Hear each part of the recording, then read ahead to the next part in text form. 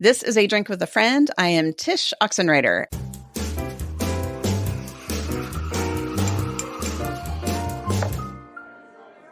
Seth is normally with me, but he's not here with me today. And yet that's all right, because I am chatting with two other people that I'm excited to introduce you to, SD Smith and JC Smith.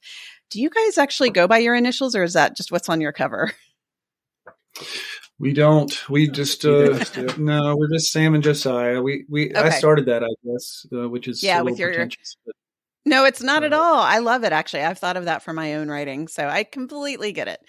Well, I am super boring and am drinking regular old black coffee from the coffee shop down my street. How about you guys? What are you drinking? Josiah? I'm drinking Mexican Coke. Ooh, nice choice. Nice choice. A little upgrade from the usual. All right. How about you, Sam? I am drinking American water from the tap in our house. It's it's refreshing and delicious. It makes a regular appearance on our show, and there's absolutely no way it can sponsor us, so it's a legit choice on our end. The people are made up of like what are we? Like 96%. 100, it's 130% water. So it's kind of like a liquid cannibalism a little bit. It's like how I like to think of it, just to make me feel better about it. Yeah, that's not terrifying at all. It's totally fine. It's fine. Okay, so Sam, people probably know of you as the author of the Green Ember series, which I'm sure you get all the time. My kids love it. My youngest was probably more the age that was the target market audience for that book series. He's now 12, but still loves it. He's read it in school, for school book clubs. He's read it at home. He's done the audiobooks. He's done the whole bit. He loves it all. And so you guys have started a new series, Josiah. I hear that this was your idea. Is that correct? Yes, it was. Okay. Tell me more. I started writing it as a TV show originally when I was 13. So that's quite a few years now. Okay. 3 or 4? 3 or 4 years. Yeah. Mm-hmm. A long time. Way back. Yeah. So it's always kind of, I think, had a very visual feel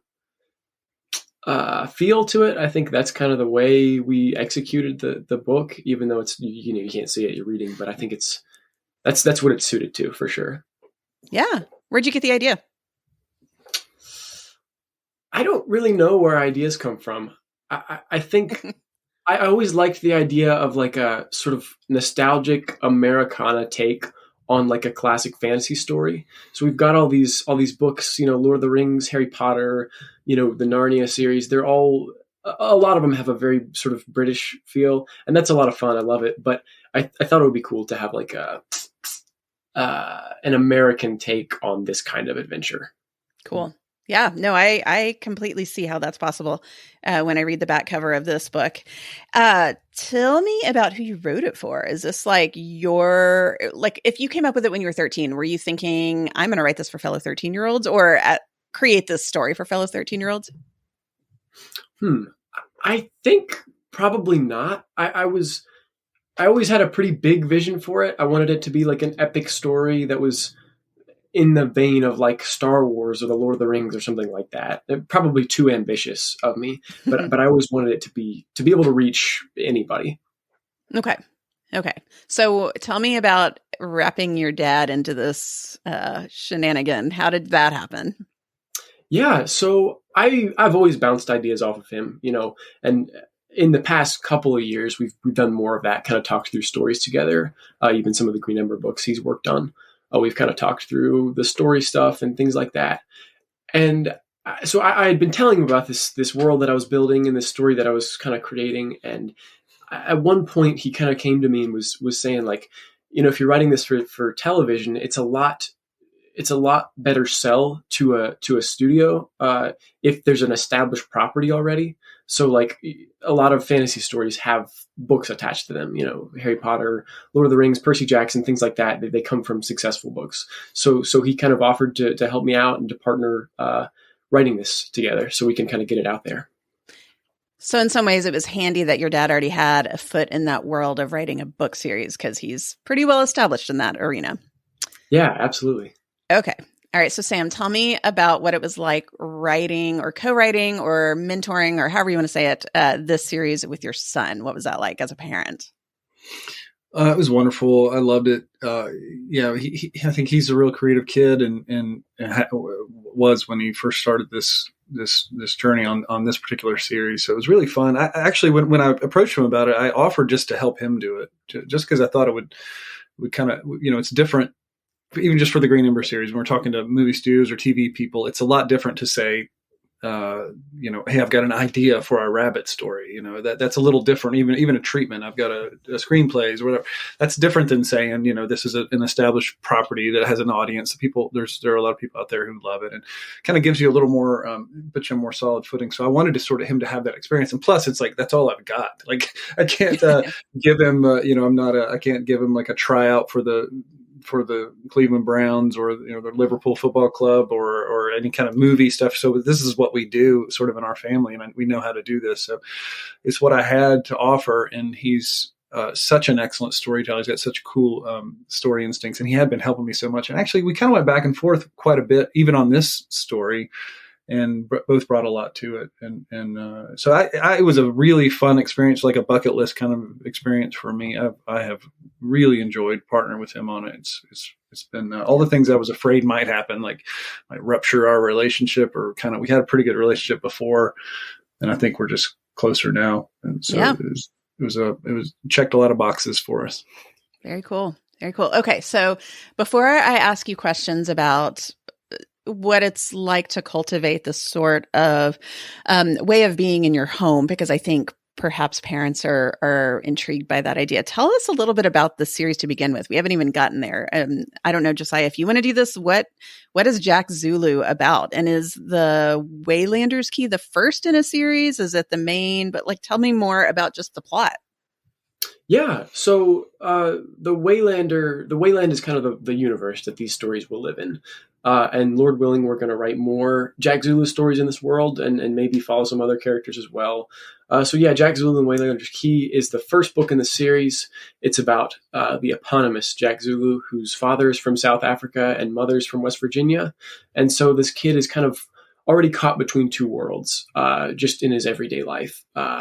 And the story kind of picks up when he discovers a magic gateway into this city between worlds.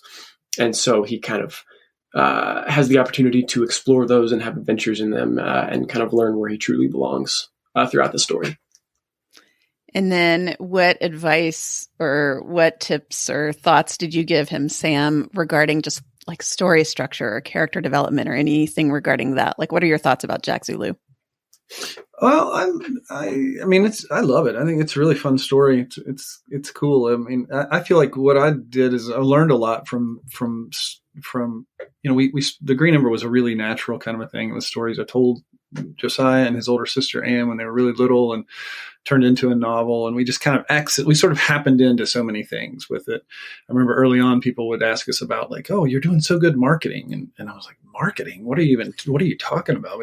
We were so busy and life was so crazy with young kids and things. We just had no idea what we were doing. So we've learned a lot in the process. So it was fun to kind of bring a lot of that learning to beginning a new series, a new franchise, really is how we think about it. Something that's kind of got a big world where we can play a lot in. Kids tend to play in the Green Ember world, and I love that. That's what we did. That's what I did when I was a kid. So Josiah did. And so we wanted to create a world that was big, that could have a lot of different kind of stories, a lot of side doors, back doors, just a lot of breadcrumbs everywhere. And Jack's just sort of our first foray into that. And I don't know if I did any kind of I feel like we have so much in harmony. I feel like we're a little bit like a band that just has played together a long time, about stories. And so we didn't necessarily hey, now we need to do this maybe that it was almost like we just got out on the field and on the stage and started playing a little bit, as that felt to me. I didn't feel like we were hey, the structure has to be here. Actually, I don't think about that very much with my own writing. Yeah, I think that's probably more my side of the process, is sort of figuring out what the story actually needs as far as structure goes. That's what I'm interested in. And so we definitely had those discussions writing this book. We had a lot of talks about what needs to happen for this to have the most emotional impact for people, and how do we communicate that clearly, and those sorts of things. Yeah, that's funny, Tish. It's funny you bring that up, because you would think about, there's a lot of things you would think. You would think, oh, Sam, somewhat established author or whatever, let his son into it and helped him. But it was really the other way around. Josiah let me into his world. And then exactly what you're talking about. He was really the leader on that structure stuff. Like, because I'm a lot more suspicious of structure than he is. I'm a lot more suspicious of, I think there's story math that I'm a big fan of, but he's a lot more interested in, like, this is the through line of the story, and then if it's not adhering to that, whether like sort of like the antithesis or if it's not challenging the thesis, or then it should go. He's got these sort of, he thinks about it like a filmmaker, which you have to when you're communicating to 300 people on set or something. You have to be, everybody has to be singing from the same hymn. And as an independent operator, as a novelist, I don't think about those things as much. I think some of that comes naturally, and some of it maybe I don't do that good. But he was really the structure guy and the story math guy, and actually I've learned a lot from him about that. And I think this book is a lot tighter. And actually I think my later Green Ember books are tighter because of his influence. And I think I'm getting to be a better writer. So it actually felt like I don't know. To me, I felt like I love sports, and so it just felt like you're playing a pickup basketball game or something, and this, like, really, you get like this really great teammate that's going to carry, that their best defender has to guard, so that now you're a little bit more free. That's how it kind of felt like. I'm not alone, and Josiah really brought quite a punch to this story. It just I know what it would have been like without him, and it would be a lot weaker. So you didn't exactly like tap into the hero's journey when you were writing the Green Ember, because it certainly feels like it. No, not at all. Actually, in fact, like any sort of cliche about, like, I was frustrated. I didn't like the whole, like, there's a boy out on his own, and he's actually the hidden prince, and he's that guy actually played against those stereotypes quite a bit. I mean, I was aware that people would assume those things, which I kind of liked, but I sort of played against some of those things. I mean, I'm broadly aware of sort of the hero's journey stuff, but I can honestly say I never remember ever thinking about that in the Green Ember. Just as well, like, and it shows. No, I think exactly the opposite. The hero's journey, I think, is what's true about the hero's journey is it's like sort of a shared structure in most stories. It's has something to do with 3-act structure and just like the story of the world, I think. So I think it's in stories whether you realize it or not. I definitely did not realize. Yeah. Still don't. Even now I'm like thinking, like, what did the Green Ember? But the Green Ember definitely has echoes or maybe allusions to. It's funny. We were just listening to a history podcast the other day when we were driving back from Nashville, and it was talking about Queen Elizabeth at Tilbury during the Spanish Armada part, and she's giving her speech, and she puts on armor, and she said, so maybe a weak woman, but I'll be a fighter, I'll fight beside you, and all this. It's a really beautiful kind of a moment. But we have one of those moments in the Green Ember. That's the only time I can think of, like, actually, like, there was something that sort of directly actually thinking about the book you're writing. Doing stuff on purpose there for a little bit. Yeah. That's good. I feel like, Josiah, you're at the age where I can ask this. How old are you? I am 17. Okay, I can't ask that. I'm 45. If you care, if I do care, because I'm 45 and my oldest is 17, so we're right there. I don't. Awesome. Yeah. So my daughter is your age, and I can think very similarly to how she thinks about stories and stuff like that. Where do you think you were? Maybe that's not the right way to ask us. What in your family structure or in your home life do you think cultivated this freedom or this imagination in your life to where you could create a story? That's super interesting. Probably all the beatings. Yeah. I'm trying to process that question. I think our family loves stories. Everybody loves stories. And I think maybe, having a dad who's a writer by trade, I think maybe helped me recognize that that's a career path that's, like, viable, and, we're not starving. So it's like you can survive as an artist, and you can succeed in that field. And so I think I've always kind of just been comfortable with the idea of writing and storytelling as a profession. Mm. Maybe our family has something to do with that. I think it felt normal to you in a way that it didn't to me. Growing up, to me, it was very distant, kind of like, oh, that's something British people do, or it's really far away. Because I can remember a huge inspiration to me early on was Louisa May Alcott, and I had a teacher who read us Little Women, and I was just like, wow, Jo March, like she's an American and she writes, and that's Louisa May Alcott. Oh, that's who she, that connection. I just, oh wow, that's so it got a lot closer for me, but it was still somewhat distant. But yeah, it was kind of it was like in the water for you, growing up in a way that it wasn't for me. And maybe that's yeah. Well, and I remember, I don't know if you feel this way, Sam. I remember wanting to write or just loving stories as a kid, and would walk into a bookstore and think, like, how on earth did these people get permission to print words on a page and then sell them? And it's not that world anymore for our kids in a good way. Yeah, it's so the gatekeepers are down in so many ways, and there's all kinds of bad things that are a result of that too. But generally, I like the openness, the opportunity that's there. You can kind of you can be bold in a way that maybe we couldn't. But I felt the same way. It felt so much more distant. So for you, I mean, you grew up just like touching, holding, shipping, pushing, stories, moving around. So it was just all books were very, very accessible to you, not just in be able to read and buy them, but just to produce them. Like we're an independent company. So like our publisher lives across the street, across the gravel road from us right over there. And it's his uncle. And so it's all the processes involved with it are really, really close to home for you. Absolutely. Yeah. It's a huge blessing. It's a totally unfair advantage to be in this kind of environment on a daily basis. But it's different for him. It's not just that he's around it. It's like a lot of kids can be around something, but he's gone the extra mile. He's the learner. It's his native tongue for sure, but he doesn't. It's not just enough to speak it around the table for him. Like he is like studying the past, the history. Like he's taking classes from great filmmakers and great storytellers, and the music, and he's learning composing, and this kind. He's curious and he's studious, and I think those are the things I think that made this possible is how driven he is, how hard he works. And then also, like, to me, this is a little braggy as a dad, but I think his humility has been the key that unlocked the whole sort of possibility of this. And I think that part of that comes from that filmmaking sort of side of things that filmmakers have to be.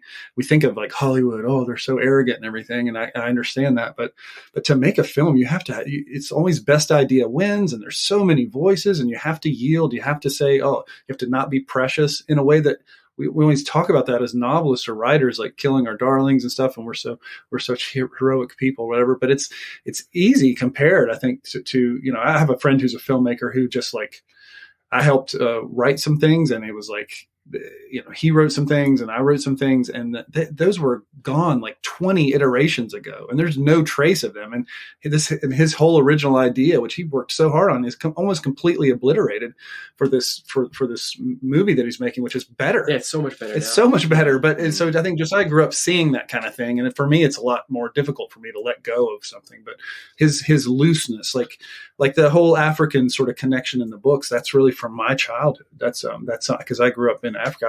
I was in South Africa in a Zulu church when I was Jack's age, the character, and so that's Josiah just let me like bring that whole sort of flavor to this story with like no problem, He talked about it, but he's like, yeah, let's do it. And so it's always like best idea wins. So that humility is and I think that's true for all sort of creative vocations, that it can be such a key to unlock things. That certainly did in our relationship. So I think you guys are a really great Venn diagram of the people that listen to this podcast with Seth and me, because it's mostly bookworms, people who absolutely love books or stories, good stories, parents, and we have some teenagers who are listeners, adolescents, kids, your age, Josiah, and my daughter's age. And so I have a feeling quite a few people are listening to y'all, and I get asked this as well, where it's sort of like, how do you cultivate this environment in your home? Like, what are the good stories to, infiltrate within the four walls of your home. And it's sort of like asking like a fish, what does water feel like? Because in our minds, it's like, well, I don't know, you just do. But I'm curious if y'all could toss out to our listeners some practical, like Josiah, whether it's like certain movies and books that you grew up on that you think were really formative, or Sam, on your end of things, the same way. Like, what did you intentionally do as a parent to make stories a high value in your home? You good? Or I can start on that if you want. Yeah, no, I want to hear what you do. I'm curious. Well, I can remember just thinking about it very intentionally when Gina and I first got married. I wasn't a reader when I was younger, so I was a really late bloomer on the reading side. I was probably Josiah's age, but when I started becoming a reader, so it was just, and I'm sort of made up for lost time pretty quickly. But I fell in love with reading, and that quickly led to Shakespeare and poetry. Poetry and my papa really influenced me a whole lot, but it was really late. So I felt Gina and I both felt Gina read a lot growing up. So it was very intentional for us. We wanted that to happen. So I remember early on making a decision that it wouldn't be like, reading would be a reward. Reading would not be like, you would do it and then you would get a reward kind of thing. We would set up a dynamic that was kind of like reading was the reward. And I remember that feeling like, if we do this stuff, we'll get to read, or that kind of a thing. And not to make it too tied to like some kind of like moral kind of a thing, but that, you're always doing stuff in your family. You're always incentivizing something and disincentivizing other things one way or another. And we tried to have a culture. I mean, our big parenting philosophy was always like, big love, big discipline, as in like, there's going to be accountability. We're going to be parents. We're going to have authority. We're going to say, you can't do this. And we have to respect that. Like, we've got to have that dynamic, but there's going to be a lot of love. Like, it's going to be hugs. You're going to get caught doing the right thing. You're going to have, that's sort of our heart, was to try to like do those things together, not be like real authoritarian. We wanted to be like, a garden of yes and a tree of no as our sort of family culture, and not the other way around. But there was always going to be stories. There was always going to be reading. And to me, it's like conversations. It's like you said, Tish, it's in the water. It's like, that's what we did. That's who we were as far as people. I think it was pretty natural, but I also think your older sister, Anne, who's 19, she just took to it. So it was very much like, she was a good example, I think, of that. She loved reading from a really early age. So all the stuff that we tried with like incentivize, it was just like, better than a hit with her, just because because it was almost like it's addictive, like if you just let it, and that didn't happen for me till I was really concerned about that. I wanted to, so many boys don't read, and I was really concerned about that. So it was just there early on, and took to it. And then I think you just came right along and absolutely loved it as well. I think specifically a story that really shaped who I am and who we are as a family is, I think, the Narnia books. Like, that's so much of the framework of how I understand the world comes from C.S. Lewis and the Chronicles of Narnia. And, you read us Bible stories when we were really little. Yeah. And that's just like, that's in me, I think, from a very young age. Mm-hmm. Robin Hood is another one. Another thing that we loved as so much as I loved that as early on when I was a young reader, and that you just really loved. That was full his imagination. I mean, it was cool for me because I absolutely just adored Robin Hood, still do. And I remember as a young kid, he just drew Robin Hood all the time. And he started as an illustrator. Like, he was really good at art, an excellent illustrator. He's kind of touched a lot of different sort of kinds of storytelling and art in his young life. But that was the first one. That was your first love. Yeah. And it was really about Robin Hood, which is funny. You think about that and informing your imagination. Yeah. There's so much virtue in that story. Absolutely. And then honestly, like, coming after a lot of those was like Star Wars. Like any kid, I was like, just for a couple years of my life, just entirely obsessed with Star Wars. And that shaped, I think, a lot of the way I understand stories too. Yeah, that's almost a rite of passage, I think, for a lot of people, is the Star Wars phase. And in many people, it never leaves. So, yeah. So I'm curious, because you wrote this with the idea of creating a film series in mind. What is your process, Josiah? Like, you've written this book, you've got more books coming out. Where do you hope to go? Where do you hope to take this? I think the most tangible goal right now is finishing this Jack Zulu series. Okay. And I think we want to see more stories in the Wayland world, but I think that the main goal for us is to finish. We're planning a trilogy. And so it's to finish out this main sort of character arc of these characters we've been following. But someday we'd love to see it on the screen. I don't know exactly what form that'll take, but I think that's always been in the story, and I think I'm excited. I hope it happens. I hope we're able to make that happen someday. And it started that way, and then we were doing this novel adaptation, but you're also like going back and like readapting it to the screen. Like you're already writing screenplays and stuff like that. Yeah, too. it's hard not to work on. I mean, we're writing the books and everything. It's hard not to think about that for me visually. It's hard not to imagine what that would look like on TV or film. Yeah. Well, and kind of what we were saying regarding printing or getting published, I think there's a lot of opportunities and options this day in terms of like few gatekeepers and resources and tools that there's a lot of ways you could do this. Absolutely. It's exciting. Yeah. We just need about $50 million. Yeah, it's so easy. Right. The gatekeepers are gone. There's no the money's available. Nothing's stopping you, man. Okay, so you said you were a visual artist. Did you have anything to do with the cover of Jack Zulu? I did. I did the graphic design for the cover, and you designed the cover. Yeah, the cover. I guess I did. I didn't really think about that. This wonderful illustrator named Corey Godby did the artwork, and he's just incredible. I love his work so much. But I think we talked with him, and I gave him a sketch of what we kind of wanted it to look like. And I'm not extremely talented at drawing, but I can kind of suggest what needs to happen. So we've given him sketches to kind of give him a direction to take. And you did the logo. Josiah did the logo and the layout, and he's a good graphic artist. All the good things are me, and all the bad things are other people. There you go. That is a great posture for life. Just start taking all the credit. So, Josiah, you being 17, are you a junior, a senior? I'm a senior. Okay. So, what is next for you after high school? Do you know? Hopefully, film school. That's what I'm feeling like right now. I'm not sure about it yet, but I think I'd love to go to film school. Back to that $50 million. That would be nice too. Yeah. Right. Understood. Sam, how about you? What's on your plate these days? Not film school. I'm done with. I'm done with. You're not going to go with me? No, I'm done. You don't want your dad to be your roommate? Come on. I was thinking of Michael and George Michael there for a second from Arrested Development, but no, I'm not following. I'm not following him to school. I don't think so. I'm gonna stay here at the old farm and keep working on novels. I've got really. Sometimes we talk to people. We've done it recently again, like about sort of film adaptations of the Green Ember and now Jack Zulu and that kind of thing. And that's cool. It's nice. It's nice to think about that in some ways, but we already have such a cool gig. Like I feel so grateful. In many ways, I'm sort of, it's hard because it's the job, and you know this. It's like yesterday for us, the book officially released. It's a lot of work. There's a lot going on. You can't stop, and it's hard it's hard for me to stop and just sort of smell the roses and all that. But it's a job. But what a cool job! I mean, I get letters all the time from kids, beautiful letters, sweet, kind notes from kids all over the world, and drawings and so I've got this job where I get to show up to it, and I don't have to fake anything. I don't have to pretend enthusiasm. I don't have to pretend like I like the people that are my customers, so to speak, because they're this audience that I feel called to love and to serve.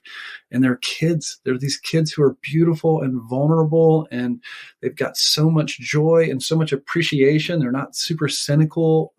And so this opportunity to sort of be welcomed into their homes and their hearts is such a privilege that I can't believe it. And so I kind of like, if the Lord just gives me the blessing of being able to do what I'm doing now for the rest of my life, that is winning big time. Mm-hmm. And so I'm so grateful for that. So I don't have any spectacular plans. I just want to keep doing cool stuff with books and keep serving these awesome kids.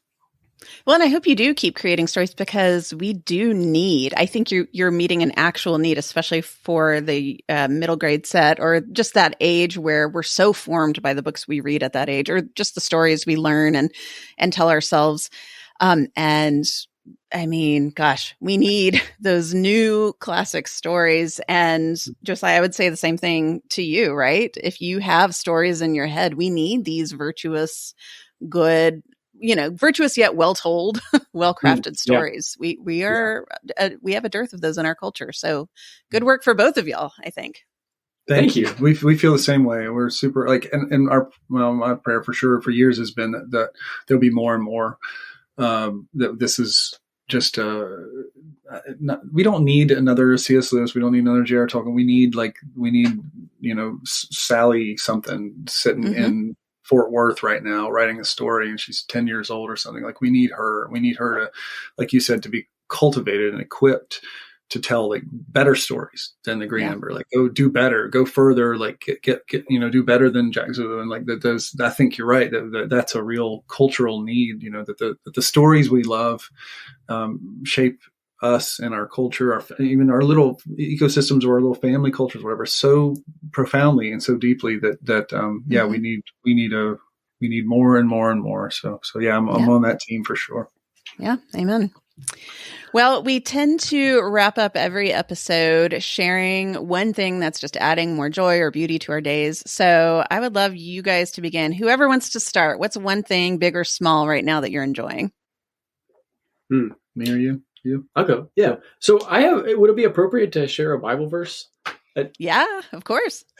I didn't plan to do that, but this passage from the Psalms kind of cropped up, and it was in Psalm 42 and 43. It was this same sort of repeated verse. And so I'll just read it. Okay. Why are you so full of heaviness, O my soul? And why are you so disquieted within me? Oh, put your trust in God, for I will give him thanks, who is the help of my countenance and my God. Thank you. So that's for me. Very cool. Well, for me, I think something that brings me joy that I want to do more of is lately that I've been more tuned into is just getting to move more, taking walks. And that's such like a 45-year-old, and my bird feeder, and but trust me, I get it. But just moving, and so I've been able to play a little pickleball and a little bit of basketball recently, and just like I easily forget how much movement is so important to me, like for my mental health, for my physical health, for my joy, all those kinds of things. So we tend to walk a lot and work while we're walking, like just talking and stuff, and that's. I need it. I need to move to get the old body in gear and get the old mind in gear. And so that's been a blessing for me for sure. I think those of us who can often live in our heads and work with the screen need that reminder that we're not just like minds, we're actual bodies, that God's given us like a 3D world to live in. Yeah. So true. It's so true. And preach it. Yeah. I mean, as we get more and more digital and more phone and social, I just saw a stat yesterday, a big surprising thing that like the thing that makes you less happy is like video games and social media and the things that make you happy are like getting sleep, going to church, exercising, like it's not rocket science, but somehow we just still think that we're gonna we're smarter than our ancestors. We know that they were dumb, but it's just like movement and is so powerful and doing it. And actually, church, that's another thing I love too. Yeah. Well, I'm with you on all those things. My one thing right now is I love music. I have it playing in our house all the time. And there's an album that came out a year ago. I don't know if you guys know the Porter's Gate. I really like their music. And they've got an Advent one that came out last year. And my listeners know I wrote a book about Advent, and it's that time of year. And so for me, I love Christmas music, but there's something really cool about Advent music because it really embodies that anticipation that we're supposed to feel for those 4 Sundays leading up to Christmas. And so that particular album has been on repeat around our house right now. So that's what I'm going to share. Do you listen to it before Advent? Like, I'm curious about this. Like your practice. Do you not to take over your podcast and put you in the spotlight? No, it's all right. Like participation or anticipation of Advent, which is a season of anticipation. Yeah. Do you kind of get started? But because it drives me crazy. I just see Christmas stuff everywhere, and I'm always like, man, I'm not even in Advent yet mentally. I know. Let alone Christmas. It's tough for me because, I wrote a book several years ago, so I'm already thinking about Advent like the month before Advent. However, Advent became such a gift to me when I was, probably about 10 years ago when we really started incorporating it more into our family rhythm when it came to the kids, because I felt like we were like diving in so much into Christmas that by the time the day actually came and, the historic concept of it being 12 days, we were sick of it by then. And honestly, we meaning humans, tend to enjoy the anticipation almost more than the thing itself. And so to me, Advent is a gift to just savor. And so it just depends on the year. Like this year, I'm more excited about Advent than in previous years where I was just sort of like, oh no, not yet. And so, yeah, I've already got it going, but that's not because I'm a purist about it. Like some years, yes, some years, no. It just depends, Yeah. Neat. I feel like I would love to talk to you. I'd love to talk to you and interview you about that for like 4 hours. So, we could do that sometime. I love the topic. So anytime, really. Well, I'm so glad you guys came on, and I just really think y'all are a great example and a model of a parent and a young adult child doing things together and collaborating with stories and imagination. And so I'm really grateful for what you've done with Jack Zulu. And I hope it becomes a thing. Really. I think it's a really needed story. So well done, y'all. Thank you. Thanks so much. I really appreciate it. It's been fun talking to you. I wish, we need more. We need more Tish in our lives. Mm-hmm. Oh, well, thanks. It's been great to chat with y'all. And as always, it's time to wrap this up. You can find this episode as well as all episodes at adrinkwithafriend.com. You can find me and how to connect with me, especially via my newsletter at tishoxenreiter.com. How about you guys? Where can people find you? We both have websites that exist on the internet. You can go to stsmith.com and you can go to josiahcsmith.com, and we're both on Instagram as well. All right. I'll put the links to all of that in the show notes so people can just find this episode. But it's better for your mental health if you don't follow us on social media. Take a walk instead. All right. People have been warned. Yeah, they know how I feel about Instagram around here. Music for the show is by Kevin MacLeod. Editing is by Kyle Oxenreiter. And I'm Tish Oxenreiter with normally Seth Haynes, who will be back here with me again soon. Thank you again for listening. And thank you, Smiths, for joining us today.